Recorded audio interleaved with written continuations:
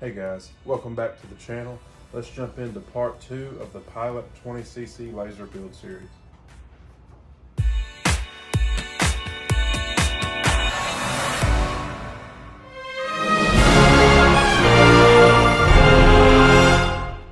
Alright guys, for those of you that don't know, this plane from the factory is ready for micro servos. Dropped in, it's already, all the surfaces are already cut for micro servos. I'm not using micro servos. I'm using standard servos. I've got these high-tech 7954s. They're what I had. Fresh back from high-tech. Clean bill of health, all ready to go. And if you're wondering what the difference is, there it is. Micro servo, standard servo.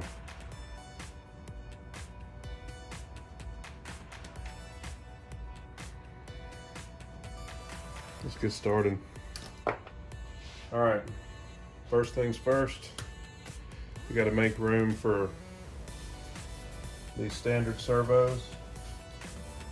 Elevator servo goes here, and right here is the slot for the micro servo, and right down this dotted line is the part we've got to punch out for the standard servo. So I've got my X-Acto knife here. Let's get started and see where it goes.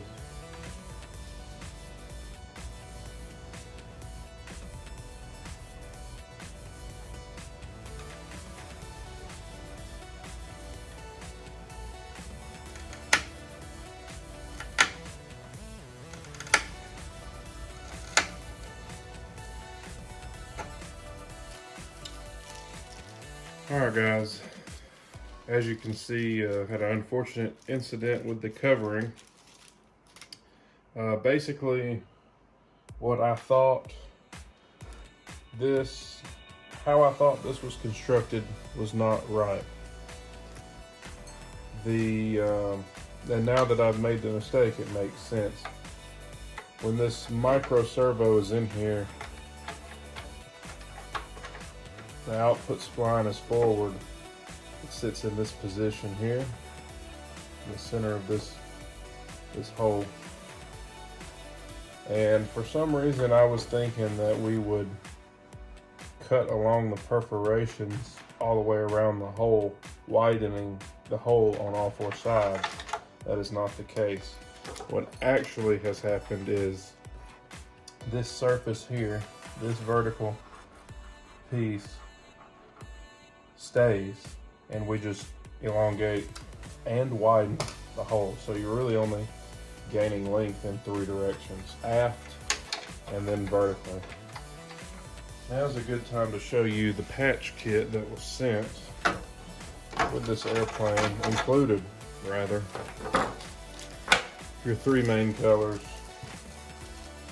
You got a little patch of black, a little patch of red, and a little bit of white. Alright, so I've got my iron going, heating up. We're going to repair this covering mistake that I made here. About 20 millimeters from the length and about 30 millimeters wide.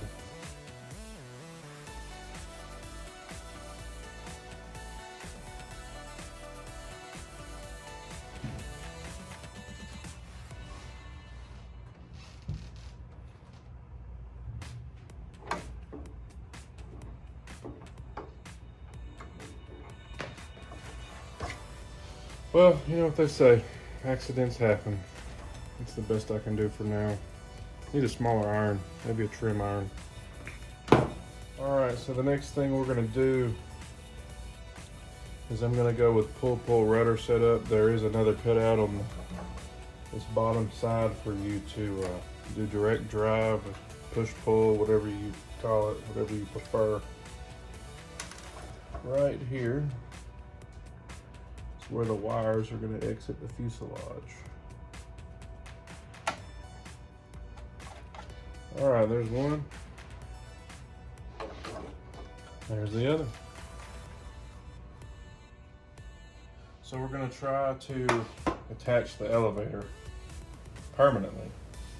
I've got some brushes here, got my epoxy, got a tape measure. This elevator goes on and self-corrects. I'm still going to check it. There's hardly any movement when you put it on, but I like to check it. So what I've got the wing tube running through the plane, and I don't know if you can see it, but I've got a Sharpie mark 7 inches from the fuselage on each side. And what I'm going to do is I'm going to lay this tape measure just outside the Sharpie mark, and then I'm going to measure to the tip here. So we're going to go for gluing, try to adjust what we can. I've already roughed up both sides of this elevator best I can. 30-minute epoxy. And we're going to get started.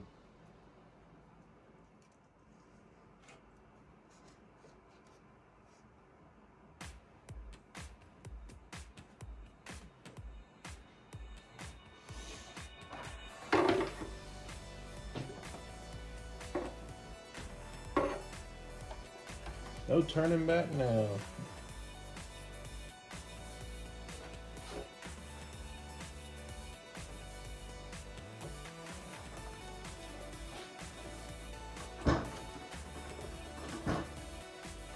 Awesome. Right. 34.75 over here.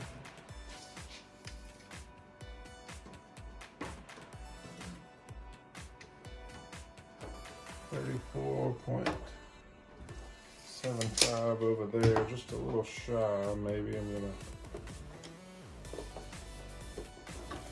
straighten that up. All right, guys, we'll let this set up and move on to the next thing. So we're looking at the tail now. It's a couple days later. Stabs glued in, great. Started taping off so we could epoxy the rudder in. But before I do that, I have this balsa block here that's gonna take up this space on the rudder hinge line. And using some of the covering in the kit, I'm going to cover the back side of this block so there's no exposed balsa. Not really needed, but I wanted to do it.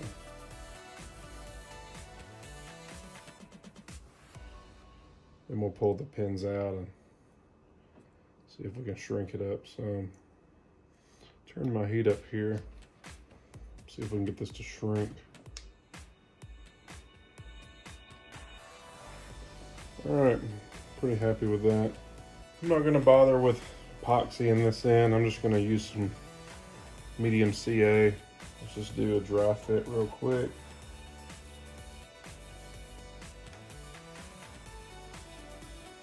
See, we can use some residual heat here. Roll these edges over. There we go. What a difference that makes, just hitting that one time with that iron.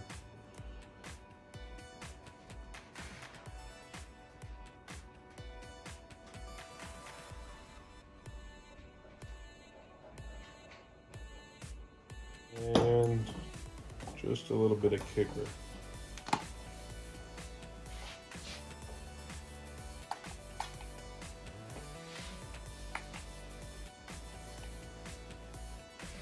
Let's get started on our rudder hinges.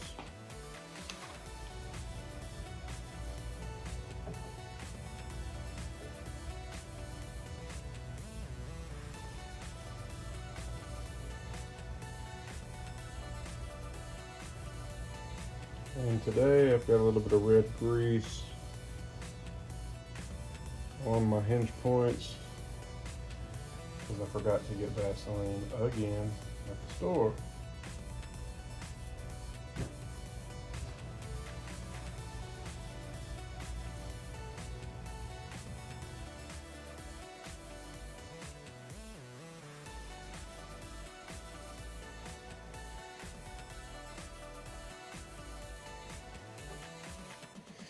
All right, we'll let that set.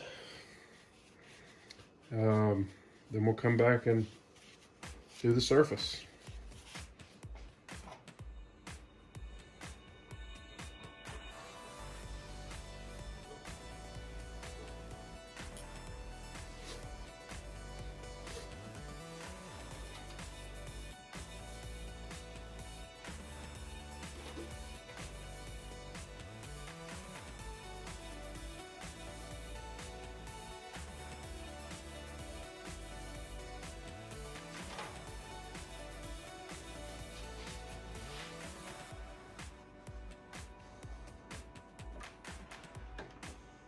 And that's it.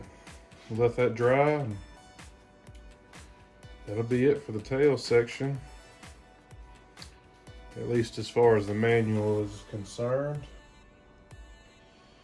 Yeah, so I'm keeping a list, guys, of the stuff that I want to do to this airplane when it's built to factory spec, the stuff I'm going to change. I can tell you right now, I'm going to go back in, I'm going to pin the elevator because I think I did a pretty good job on the epoxy, but I want to be sure that thing's not going to come back out. So I want to pin the elevator. I want to seal the hinges for the elevator and the rudder, probably the ailerons too. Seal all the surfaces with either Blenderm tape, or I'm going to use some clear iron-on covering. The hinge setup for the canopy, I think I want to change that to screws since I'm running a DLE 20. I don't need the quick release thing. And we got to put some washers on the landing gear. I want to put some triangle stock on the motor box. But what I'm going to do first is we're going to build this model. We're going to weigh it as it is, make my modifications. We'll calculate the difference in weight, and then we'll be good to go. This thing, I ran my DLE 20 this weekend on another airframe that is a similar weight. This thing is gonna be ballistic, I can already tell you.